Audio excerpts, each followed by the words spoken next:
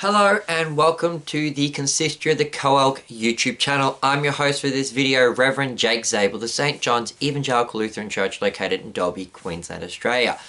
So today I'm going to be starting an 11-part video series on the COELC's position on the practice of closed communion. And this kind of is our church's position from our theological opinion on there, although it kind of stems to all those churches that practice closed communion.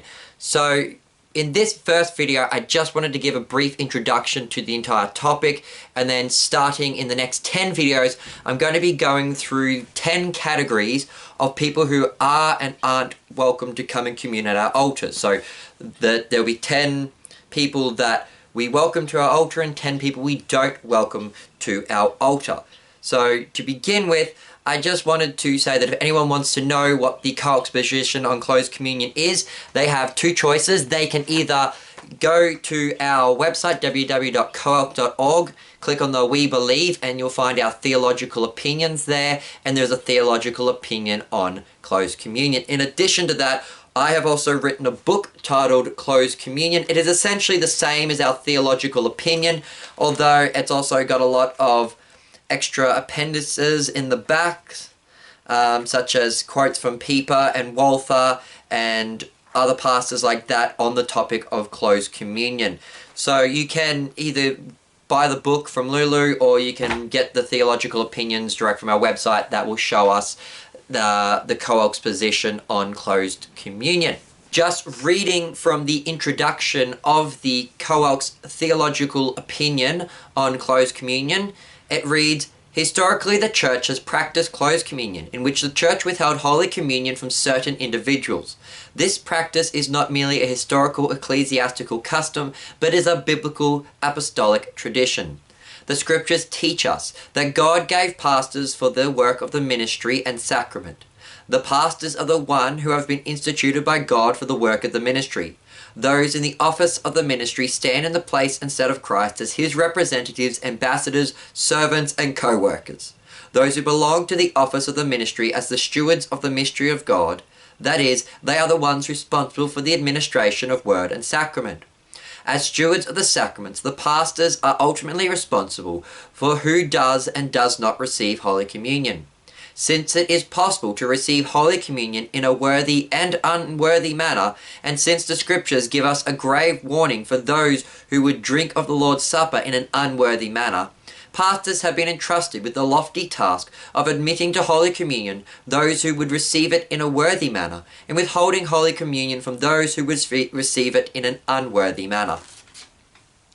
And now, just as a brief introduction to this topic of closed communion, I'm going to read a list of those who are welcomed to the altar and a list of those who are not welcomed to the altar, which comes from the St. John's Congregation's order service for Holy Communion. So if you come to St. John's Lutheran Church one day for a service and you open up the service order for Holy Communion, we have in the front here our practice on closed communion, explaining those who are welcome and those who are not welcome. So those who are welcomed to commune at our altar are 1. Those who are baptized. 2. Those who believe that Christ's true body and blood are really present in the bread and wine that has been consecrated and distributed. 3. Those who are able to discern the real presence of Christ's body and blood in the sacrament. 4. Those who believe that the body and blood of Christ are given and shed for the forgiveness of their sins. 5. Those who are repentant for their sins and seek the forgiveness of their sins. 6. Those who forgive the sins of others, as the Father through Christ has forgiven their sins. 7. Those who are able to examine themselves. 8. Those who publicly hold to an orthodox confession of faith. 9. Those who belong to an orthodox church body. 10. Those who belong to the Christian faith. Those who are not welcomed at our altar. 1. Those who are not baptized. 2. Those who do not believe that Christ's true body and blood are really present in the bread and wine that has been consecrated and distributed. 3. Those who are unable to discern the real presence of Christ's body and blood in the sacrament. 4. Those who do not believe that the body and blood of Christ are given and shed for the forgiveness of their sins. 5.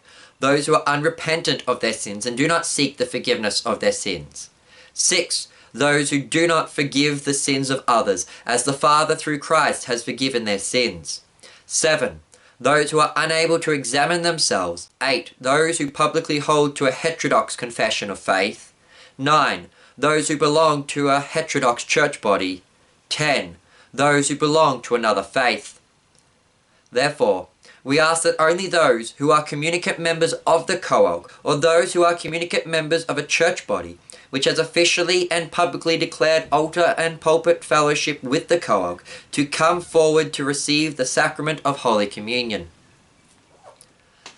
Now, that is a brief introduction to the coelc position on closed communion. In the next 10 videos, I'll be going through those 10 categories that I gave in this short, brief explanation here, and go into them in more detail, explaining those who can come to our altar and commune and why they are welcome, and those who can't come to our altar to commune and why they are not welcome.